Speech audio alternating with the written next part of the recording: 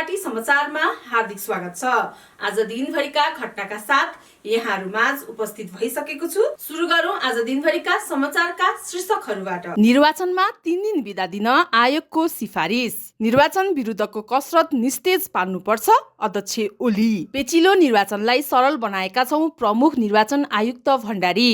Asia cup cricket बंगलादेशलाई हराउँदै Bharat champion. सहकारी ठगीका दोषीलाई कारबाही हुनुपर्छ कुलमान घिसिङ। रासपा बाचापत्र नाइट भिजन क्यामेरा र ड्रोनबाट सीमामा निगरानी। पोखरा विमानस्थल भ्रष्टाचार 2 जनालाई साधारण तारिखमा रिहा गर्ने आदेश। चुनाव हुन नदिने तत्त्व सक्रिय रहेको कांग्रेसको दावी। पोखरा विमानस्थल भ्रष्टाचार 2 जनालाई साधारण तारिखमा रिहा गर्ने आदेश। भारतीयका लागि बंगलादेशको पर्यटक भिसा पुनः सुरु।